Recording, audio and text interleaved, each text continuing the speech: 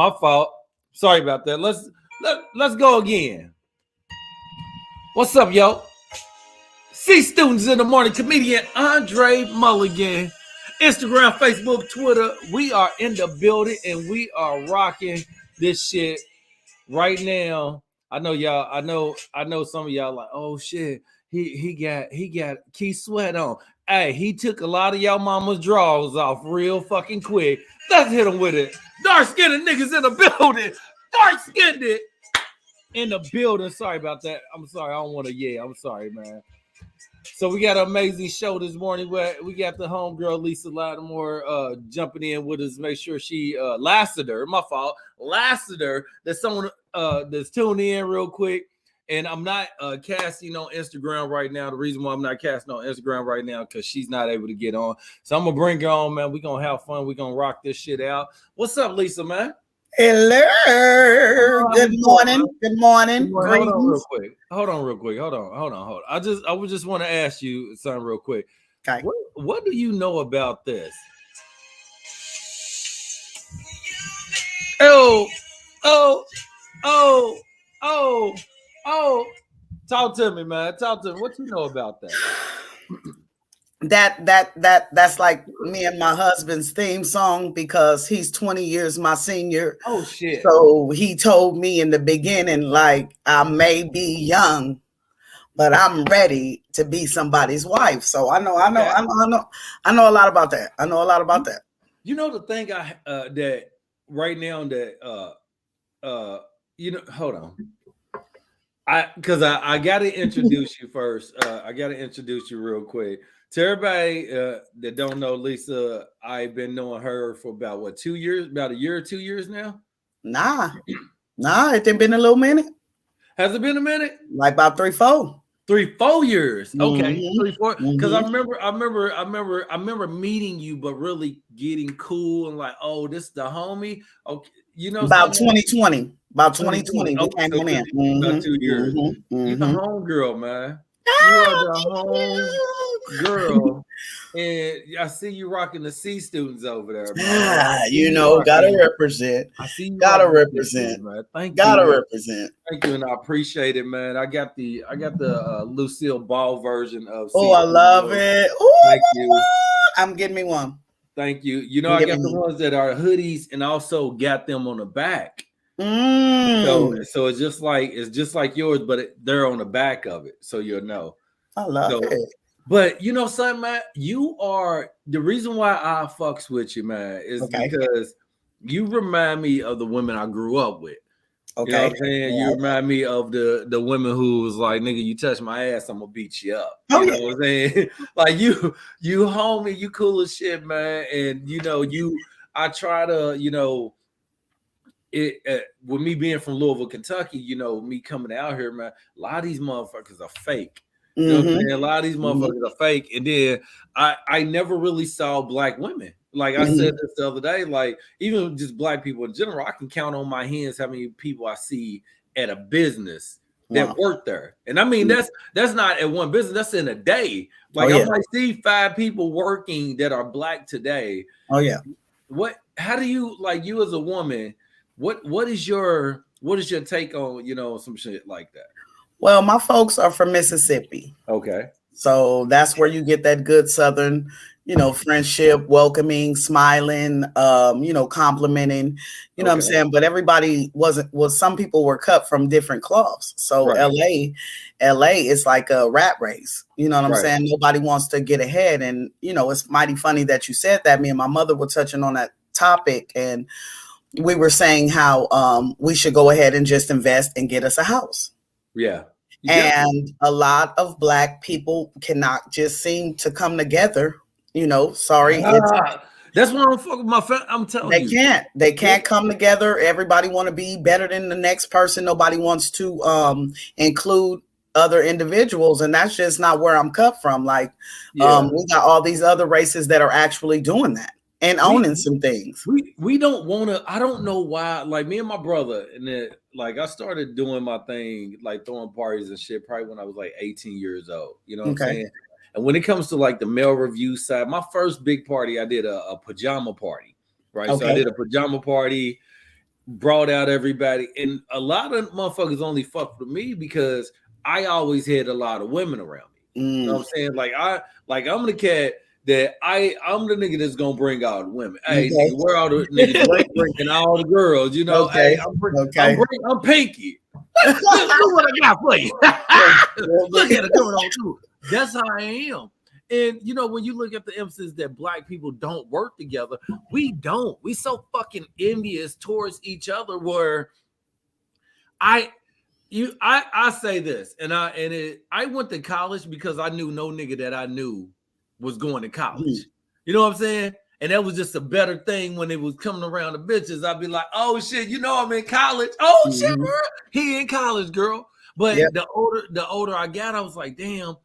I always believed in trying to pull another nigga up, and that's the wrong. I hate to say it. Now it's the wrong thing for me to want to do because I don't want to force a nigga to be great. You know what I'm saying? I don't want to force you to be better. That already has to be a mindset. You'll actually frustrate yourself if you continue to put energy in somebody that's not worth it. I mean, you know, everybody's worth it. Don't get me wrong. You know what I'm saying? Don't. You know, are they really worth it? Everybody is worth it. Everybody does deserve you got about 2 chances with me, and then that third time I'm gonna leave your stupid ass alone. This is how I am now. This is how I am now, Lee. Everybody's worth it, but everyone's not worth my time. You know what I'm saying? Because I'm a Scorpio, and me being a Scorpio, I take everybody's fucking energy in, and I can radiate. Like I remember telling motherfucker this, and people get mad when I say this. Like, what's your best quality about yourself? What's your talent? What's the gift that you have? My best gift is giving a fuck. Giving a fuck. I'm a Leo. So I'm a Leo. So we love, like I said, we love hard until we reach out and grab and bite that ass. Okay. See, shit like that. I remember talking to myself and was like, damn, dog, what's your biggest quality? What's your biggest superpower? What's your Superman shit? My Superman shit is that I can get on anybody's nerve. I can get on your fucking nerve. I can make anybody break character. You know what I'm saying? Oh my goodness. Like I have the gift to make you love me or make you fucking hate me. Wow. And that's always been like a gift of mine. Like I know my power. I know when I irritate a motherfucker. I know how to turn a girl on. I know how to turn a girl off. I know that shit. I know it. And that's a bad thing about me because I knew how to push a motherfucker's butt. Yeah. That got me shot. It got me shot. Motherfucker shot me because I pushed his button. Shut up, nigga. I'm 16. Like, man, this nigga gonna kill me. Yeah. Well, mine's like I said, I know how to cut on my off. I got an off and on button as well. So, you know, but I'm on more than off. I figure why change my tiger stripes and make you feel the same way you tried to make me feel? I'm a kill him with kindness. I'm a kill him with kindness. I sometimes feel bad, and I'll say this. Now, I want people. I'm gonna say this out of respect and out of no disrespect. Okay. You know what I'm saying? I'm glad that dark-skinned sisters are being able to get the love that they supposed to been getting now. You know what I'm saying? Because nobody had it harder than dark-skinned women. I just talked to my dark-skinned, beautiful 10-year-old. Yeah. Her hair is wavy, curly. She got that good spit and go like mom's. Right. You know, but she's struggling with thinking that for some reason light-skinned is better than dark-skinned. I had to let her know that your melanin is beautiful. Yeah. Your inside. And then forget about what you look on the outside. Yeah. How you rocking as a human on the inside? That's where I'm at nowadays. You know what I'm saying? Yeah. You know, so I was telling her, you know, her brother be down on her or whatever. He likes the little, you know, red ones with the good hair and everything like that. Told her that his crush looked better than her the other day. And I told her that's a falsified statement. And I don't understand how he gassing her and she's just your crush. She don't even like you. Right. You know what it is? You know what it is? I remember telling my mom when I was like 5, 6 years old, I was like, I'm going to marry a white woman or a lighter woman. And it wasn't out of no disrespect. It's just all I saw. You know what I'm saying? That's literally all I seen growing up. It wasn't, but my granddad's white. You know what I'm saying? So it's one of those things where I look at it that the reason why I'm growing my hair out is because I was always told my hair was nappy. And then I look at my hair, I'm like, damn, nigga, your hair is beautiful. It's curly. Yeah. But my mom was the first person to tell me my shit was nappy. Wow. She would compare me and my brother. She'd be like, wow, you got good hair, you got nappy hair. And that's what a lot of us was told. A lot of sisters didn't grow their hair out because they believe that they couldn't grow hair out. And so I always growing up gave the light-skinned girl the bigger nutch. And I'd be like, nigga, these light-skinned girls getting on my fucking nerve, but these dark-skinned sisters are down. They cool. But the self-esteem, I think the reason why I pulled away from dark-skinned women growing up, it was like the self-esteem was different because they were being marginalized to the suppression of what white culture was also. You know what I'm saying? It's their mamas, their boyfriend. Like, I always used to hear people say that, and I said it. Damn, you look good for a dark-skinned chick. The most disrespectful shit you can say to one. We said it. And my mom is dark-skinned. So she that same energy coming from females, especially when she pushing my red self down in the stroller. They like, that's not your baby. That's not your baby. She had to say like my dad's name and shit to solidify that I was in fact her child. And it gave her a complex against me. Now I feel like to this day, like my mom really can still not accept the fact that we are two different tones, but I damn near look just like you. I remember telling somebody this, and this is the honest truth. I don't ever recall getting told that I was a beautiful kid growing up. Wow. You know what I'm saying? I remember my brother getting that because my brother light skin. I remember my mom saying, "Oh, you got them beautiful light legs. Look them through. You look just like your daddy." But I don't think necessarily that my mom was doing it out of context. I just always been stronger. I'm the baby, but I always been strong because I'm the niggas that's gonna take the whips. I'm the one. I'm Kunta. Put me up. Come on, hit my ass. Come on. Just don't get your. I got it. My brother light skinned. He can't take it. My brother light skinned. Most light skinned dudes I know are neither crazy, are they super like nice. You know what I'm saying? They most of them don't play in the middle. Dark skinned people, we in the middle. You don't know what. But whereas, wait. Go ahead. Because all my life I've had to fight a dark skinned heifer. I would just want to play Chinese jump rope. I just wanted to be friends.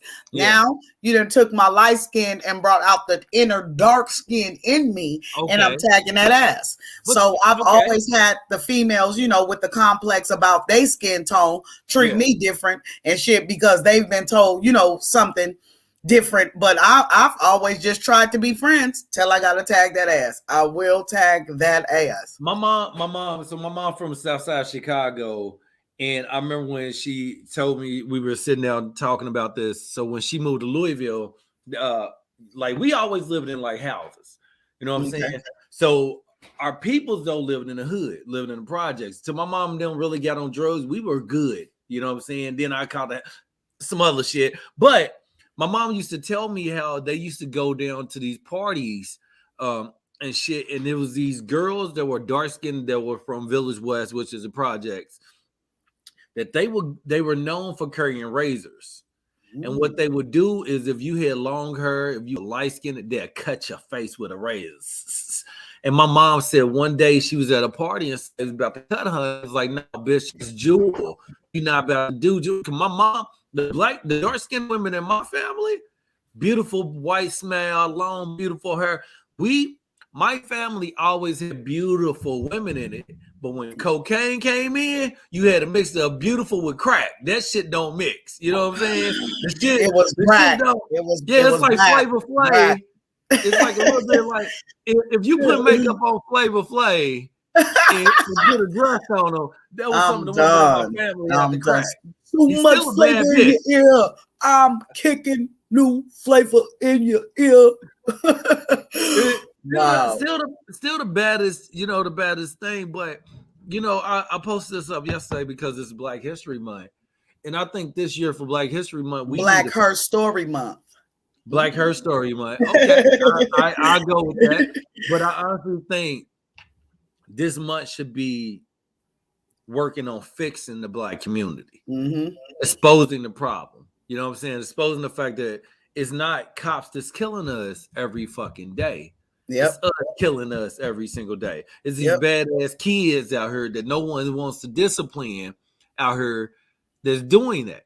And you know, I understand what single moms go through, but this is why I tell women this all the fucking time. A lot of y'all women aren't as strong as my mom did. You know what I'm saying? Because they did it on their own with racism involved. You know what I'm saying? So I don't see they didn't. Well, I'm sorry, but a lot of them weren't raised by a strong Black woman foundation, because you got them grandmamas in the club now. You got them twerking. They're not teaching these kids nothing. Like, we had our grandmamas there. You know, that's some real spit. Grandma want to hit the weed. You know, she has no ethics. And then grandmas be 29. This is what I don't understand. Grandmas out here be 29 years old now. But why? How does that take away? And I tell people this all the time. Okay, my dad wasn't in my life. He was not in my life. But my mom did raise me to what she can do. 14 was on my own. But she raised me enough to make sure that I was good. You know what I'm saying? Okay. Before I got out. So what I don't understand is how we say this in the context of single moms. Single Black moms and then single moms. That does not make you a weaker woman. That should make you a stronger woman. And I would think that, like, my mom raised me and my brother off $7,000 a year. You know what I'm saying? And raises, and we good. We got an ass whoop. How is it that women are? Is it the fact if men are getting weaker? Could we say in context now that the woman's getting weak as well? Yes. You know what I'm saying? Because for one, they've given these kids a whole lot of damn rights.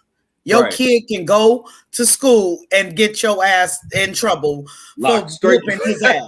And that's just some real spit. So now it's like, you know what? I ain't gonna whoop your ass and go to jail. What I am gonna do is throw you to them streets. What I will never do as a mother is throw my kids to the wolves. Right. That makes no sense. I'm not about to see you out there. You ain't near about ready for the world. Now you done went out there. That was my mom's thing. She let me go at 16. I feel like that was some of the worst stuff she ever did, because it made me, not only did I have a strong foundation for a little while, but it's like now my brothers is fucking 28 and 30. They still live at home. Why does she? Why? You know, son, I think what it is is that, and I say this, and I talked about this the other day, that the Black woman, and I always have to say, I say this, and don't take any of this shit personal, y'all. This is C Students in Detention. So what that means, what the fuck we talk about in detention is what we talk about, because we want to rationalize the reality of the bullshit. You know what I'm saying? I look at everything from the view of a high schooler with the intelligence of my own. So what that means is that I'm gravitating towards acceptance of everybody. But at the same time, I'm saying, hey, a lot of this shit is bullshit. I'm with you. I'm with you, motherfuckers, but this is the bullshit to it. This is what I don't, this is what I say. Women, especially Black women within the culture that I know of, they are envious towards their daughters. You know what I'm saying? Because I believe that a lot of it might not be on paper, but I think a lot of women do blame their kids for a man leaving them or for their life changing. I do believe that women blame their kids for taking their beauty, especially their daughters. You know, a lot of people say when you have a daughter, she take your beauty. You know what I'm saying? I don't know if it's true or not, but you got that whole thing. But I think the counterpart is that a lot of women aren't raising their daughters necessarily to be better than them. They raising them just to, I gotta tolerate you, you little. You know what I'm saying? I have 3 girls. Okay. Please take some of this beauty because it's too much and they be on me. You know what I'm saying? So thank you for grasping some of this. You know what I'm saying? I would love for you to look like something, okay? And then I'm going to tell you to be better than me. I do not want you to do any of the same moves that I made. Okay. Yeah. Like for instance, my I have almost a 20-year-old. Baby is not out here ratting herself around, laying in bed after bed. She ain't out here running away. She ain't out here. She's got a job. She finna enroll back in school. You know what I'm saying? My 10-year-old. My 10-year-old. Amazing, yeah. Yes, thank you. My 10-year-old, she's amazing. Always on top of her class. Then I'm finna hit you with the 5-year-old because she's student of the month. So I get to thank you. So I get to go to a ceremony with her tomorrow. So like it's on a woman's mind state. Why would I be jealous of something that I created? Why would I be upset because my mom used to be upset because my grandmother gave me more attention than I guess she gave her growing up. Thank you. So it basically is what I was saying, but also you're skipping the generation of hate. Mm-hmm. Hate for your daughter. And because your mom did resonate. Why do you think your mom resonate that towards you? Because my grandmother would tell her that she never wanted a girl. She had 5 boys and my mom. My mom got 5 boys and me. So it went like that, right? So she would always tell my mom, I never wanted no girl and da da da da. But at the end of my grandmother's life, rest her soul, my mom was the only one there to take care of her in her latter years. Yeah. So my mom kind of reversed it herself when she did that. When she went on ahead and said, you talked bad about me, you named me Buck Tucky, because my mama's hair was, this is by choice. I could have had the long, but, my mama's hair was about this length, from, birth. It don't matter how much, how much growing she did. No, how much, blue magic you tried to put in it. It stayed at that same, it was from birth, to high school. That same. See, and that was known about the dark, right? The shit was like, look at that. Come on, grow for me, baby. Grow. You're not a story. You're a grower, right? We tried to use the African pride. It didn't work. It was still. What's the dog mane? What was it called? The dog mane? Yes. We tried to do the mane. We did an Afro G. And it stayed. It remained. Did she do the blowout? She can do the blow. She couldn't blow. She was nothing to blow out. She had that tiny fro, for a while, and so I get it. You didn't get hugged. You didn't, your mom didn't want a daughter, all that. When I have my daughter, I'm going to be completely different. Yeah. I'm going to break exactly what you said, that generational curse. It's a mind state. Like females after they have a baby talking about, I'm going through postpartum. Girl, you just didn't want to deal with that baby. Okay. Then females on their period. Oh, I'm just baby, you just an emotional being. You're looking for a reason. Come on, man. Right. Come on. I'm not about to, I don't give nobody no way out. Period. You know what I'm saying? There's no way out of dealing with life as it comes. I don't get a choice to say, today I'm not going to feed those kids. Today I'm not going to work. Today, I'm not going to be a wife. I'm going to be a ratchet. You know what I'm saying? For an hour. No, I don't get that choice. I already made, set in stone where it was going. And so as Black women, I have a lot of older Black women that just look at me immediately as they see me with all them kids, just babies, having babies. I have to let them know, say, check this out, love. I'm 42. My husband is at home and we've been together 15 years. Don't judge a book by its cover as soon as you see it. They do that shit. And they judge us. It's crazy. I used to hang, a lot of people don't understand this. And because I went through the problem with my son. His mom. And it's weird that I tell any man that normally really want to be in this child's life, when he's not with mom, he's not treated that way. He's treated like a nigga that hates his kid. And the men that don't like their kids, they get open opportunity. They not on child support. I'm like, this shit is so backwards. And I went through so many problems with my son, is that at one point I didn't want a child. You know what I'm saying? It's like, I don't want the shit that I'm going through is not worth you going and, like all the women I knew back then, they were like you. You know what I'm saying? They had a few kids because I was cool with them because not only were they just amazing raising kids by themselves, but a lot of them didn't have male figures in their kids' life. And I saw so many young men hit the streets because women didn't necessarily understand them. So I always felt like I was a mentor. So every time I went around, kids would be like, hey, Mr. Dre, look at my grade. I was the only person in college, even though I was a stripper. Everybody knew it. You know, everybody knew I was a stripper, but it was the motivating. Yeah. It was the motivation because I couldn't see my son. You know what I'm saying? One of my friends, me and her not cool anymore. But the reason why I was around her kids and her is because I know how it feels not to have a daddy in my life. So it's like I love everybody. You know what I'm saying? I want to be around you for your kids. I want to help your kids be great. And one of the things I can say about myself is every single kid that I ran around who mom that I knew as a role model for them, all their kids went to college. You know what I'm saying? All their kids got degrees and they all still hit me up. Hey, Mr. Dre, I'm in college. Hey, Mr. Dre, this. You know what I'm saying?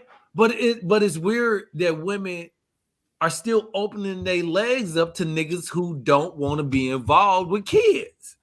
You know what I'm saying? Let me let you know one thing. My daughter's dad was a learning lesson. He took, not only did he take my virginity, he was 7 years older than me. You know what I'm saying? He told me he wanted this baby, but as soon as I didn't want him, he didn't want the baby either. So that's the reason why she stayed the only child for 8 years. Wow. You know what I'm saying? Then I got blessed with meeting my husband and we started the rest of our family. All four my other ones have that same bloodline. I never wanted to be deemed the female who had several baby daddies. I just don't think that's not, there's no disrespect to the ones that have, you know, and they doing their thing and they doing everything. But what I didn't want was to have a weakened bloodline. I wanted my bloodline to be strong and everybody to be able to look at each other like, remember mom and dad this, and, you know, leave a legacy behind. Now, my 19-year-old, that's her dad. You can't tell her nothing different. You know, I say this all the time, Leaza. I say this all the time. I went through so much with my son that even my mom wouldn't let me get a girl pregnant. You know what I'm saying? Even my mom, because that shit, my mom watched me hurt so bad. Wow. Going through the bullshit that I was, hey, baby, let's go get a day out the pill. Hey, let's go do this. Let's go get this abortion. The morning after. Let's get the morning out the pill. Let's get the abortion. And it hurt the fact that I probably would have like 2 other kids out here, maybe 3 kids. I probably have 4 kids. Maybe 5, maybe 6. I was about to say about that. Maybe 8. You know, about 8.5. Maybe 10. You know, I ain't go overseas. You know, if I went to Brazil, you know, I might have 20, 30 kids. If I was traveling the way I want to do, oh shit, I'm gonna have some kids in Korea. Football team. I'm gonna have some kids in China. I'm gonna have some kids in Brazil, in Africa. I'm gonna have like 20, 30 kids out this bitch. It would have been great if you would have did, you know, if you'd have had them in all those places with one female. That would have been something to talk about. If you was born in, I was actually born in Japan. My dad was in the military. Okay, military bred. So yes, sir. So basically, San Diego, the base, shopping at the Naval Exchange. Every military brat that I know, y'all fucking worrisome, but y'all beautiful. Y'all beautiful because y'all mix with something else. You know what I'm saying? And the reason why I like it because I'm a diverse person. I love diversity. You know what I'm saying? I literally wish I could have waited and had a child with. If I could give my son to my girl, to my wife, I wish I could have waited, and I would put 30 kids in her off top. I don't think she would have gave me 30, but I wish I could have waited because I always just wanted one woman. Yes, I just wanted one woman in the family because I never had a family. I just happen to have amazing sex and have a dream going and women were gunning to get pregnant by me because they was like, wow. oh, he's gonna be something. I He's don't gonna like be something. that. I would have waited. I always wanted to be a virgin, but I was going through so much stress. I just wanted to fucking be loved. And I would just open my legs to like basically to any woman. You know what I'm saying? Like dudes do it too. Dudes do the same thing that women do. I wanted to be loved. I got tired of going and struggling and never being considered beautiful. Okay. So I felt the only way to be intimate, be loved by a woman was to open my, give us some be intimate. You know what I'm saying? Even though I didn't want to do it. A lot of women that I saw with, I did not want to do it. Wow. I wasn't attracted to them. I just thought that's what they wanted.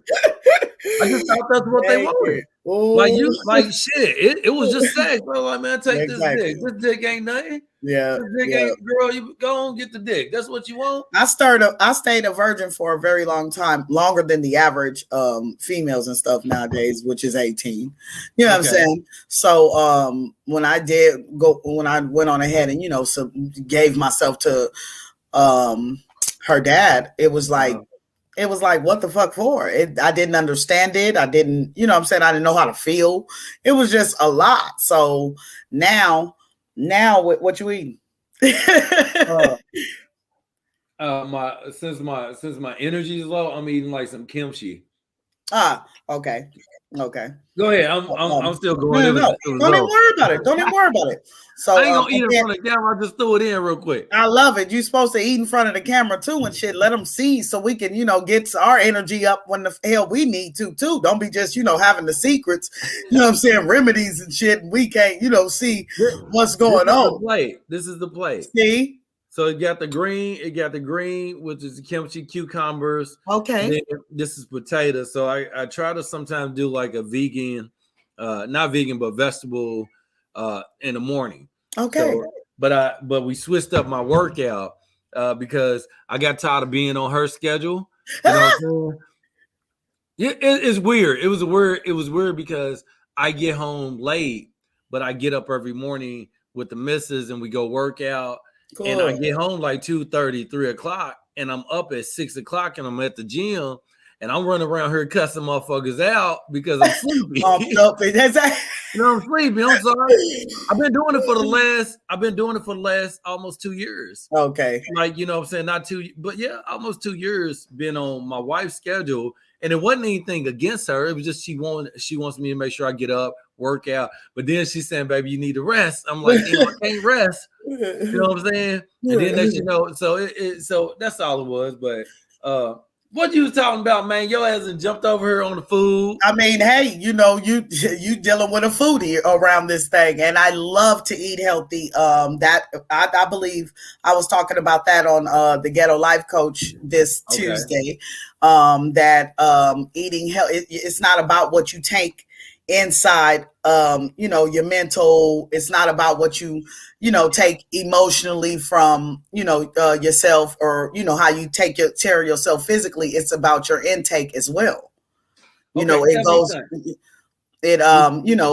vegetables, water, staying hydrated, teas, just the good stuff. Put that stuff in your body too, and it'll show on your face. Would you rather be mentally in shape, physically in shape, or psychologically in shape? Which one would you rather take? Physically, mentally, psychologically. Mentally. Why? Mentally.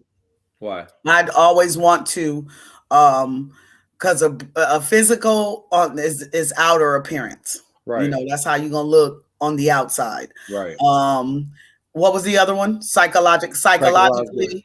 You're gonna always have somebody getting on your damn nerves. Right.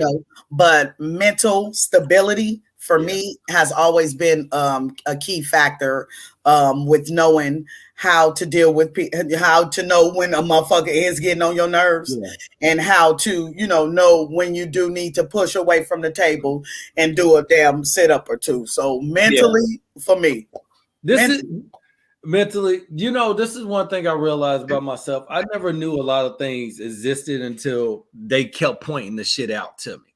Okay. You know what I'm saying? And this is what I mean. I have always been able to manage all the bullshit that ever happened in my life. That's just life. That's just life. I think America, because we are trying to get rich and everyone's always trying to make money, and now they always are trying to diagnose you with something to say, hey, go back, look at this. And for me, I got molested growing up. I never thought about the shit because it really never fucking bothered me. I'm over it. The shit is done. You know what I'm saying? Yeah, I got hurt growing up. Yeah, my mom did this. Yeah, okay.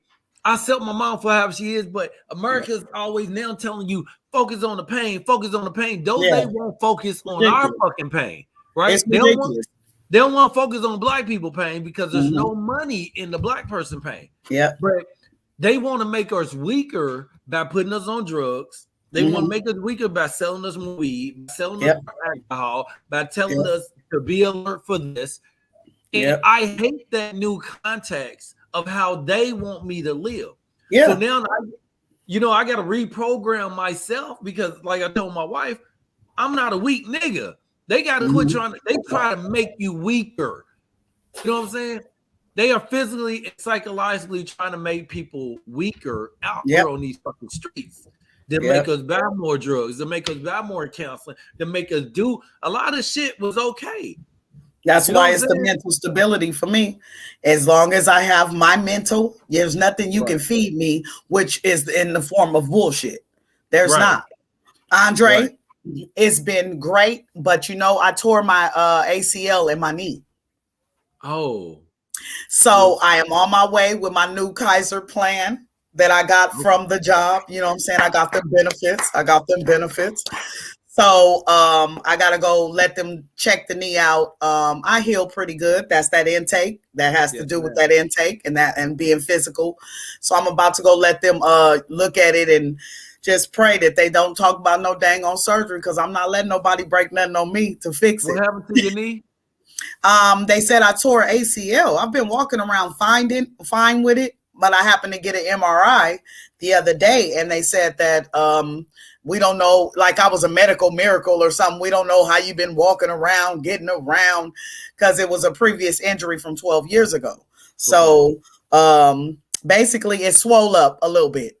So I was like, you know what? I'm taking my husband to the doctor. Let me go on and get checked out too. They wind up doing an MRI and said that the ACL was torn, and I'm just It could always be. I didn't even feel it. It could always be the factor of getting older and the weight burn down on the knee. And it's one of the things. If you drop a few pounds, it's going to reduce the stress on the knee, and you might not need surgery. You know what I'm saying? So make sure you try to eat the right things, which you said you eat, but you can always switch up the diet just a little bit, but also get the extra exercise in, hit the poo. Yeah. And hey, thank you for coming on this morning. Thank you. I love it. And I love you. You my homie. You my nigga if you don't get no bigger. And yes, it is Black History Month, Black Her Story Month, the Ghetto Life Coach, Taco Tuesdays, Find Me Classy and All Jazzy on Instagram. And I'm doing this guy's show. I'm just super excited. We lit. C Students, February baby. 12th. C Students, February 12th. Students, baby. We in the building. We in the building. I cannot wait to sit down with you because the format, like I told you, like it's going to be like this, but also you get the stage as well. So it's going to be fun. I told people invite everybody. The flyer be out today. But thank you, Leaza. I really, truly appreciate it. Thank you. You're one of the coolest students in detention every time. Yes. So thank you and welcome. And you're out of detention now, man. You go. Thank you. Thank you. Hey, y'all give it up, Leaza. Y'all let's make sure y'all show us some love. Follow her on Instagram, Facebook, Twitter, and just make sure y'all show her that love. She's a hell of a person. She has a Taco Tuesdays out at her house, and when I tell you, it goes hard. It goes fucking hard, and she's about to go to the doctor, y'all, and she's gonna make sure she tip them and have fun. Thank you, sweetie. I ain't got no love money. you. All right, love you. Good. Thank you, Leaza. Hey, y'all give it up for Leaza. She's out the building.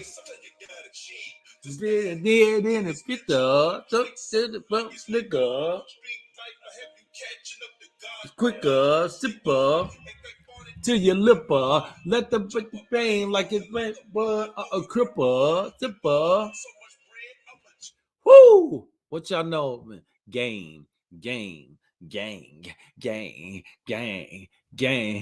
Dun dun dun dun. This stuff, bang the catcher, that thing go snatcher, bang the fucking rapper, bang trapping, street nigga, not a rapper, been into a booty clapper, been saying, but I don't reppin', then been that more niggas than a damn rapping, been about anything, meaning, baby. I don't know what the fuck I'm saying. Jippin', you want the Western bang, bang. Bang. Yes, my hair is matching my shirt, y'all. I want y'all to understand, man, that C Students is the biggest power out here on these streets. You know, C Students, a lot of people, oh man, it's about the grades, it's about that. Hey, man, the power of the C is whatever you make it. C Students is more than just a grade. C Students is about competition. It's about creation. It's about being the champion, being a conqueror, being a creative. You get to choose your path. That's what C Students represents. Choose your path. Be creative. Conquer. Congratulations. You're a champ. That's what it's about. It's more than just a C grade. People be like, oh, what's the C? It's the power of the C. Pick your C. Pick your C. Are you creative? Are you a champion? Are you a conqueror? Do you have that choice? Are you up for the challenge? Can you continue?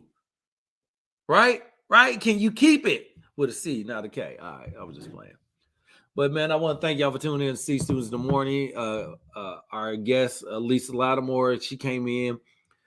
We got the first show coming out, man, February the 12th at Third Wheel. Y'all make sure y'all come check out C Students, man. I'm about to show y'all a different style of comedy with a little bit of stand-up podcast. It's y'all, once it gets to where it needs to be, y'all gonna be like, God damn, these niggas are off the chain. All right, thank y'all, man. C Students in the Morning, comedian André Mulligan. Let's go. You are out of detention. There's like 80 of us now. That's a scary thing. Shit they doing on that other side, embarrassing. Running man with it. Wanna man with it. All this shit is for my suckers. It's a bear, nigga. Bear. Yeah. Huh. Bear Mitchell won't stretch you. I'm gonna stretch you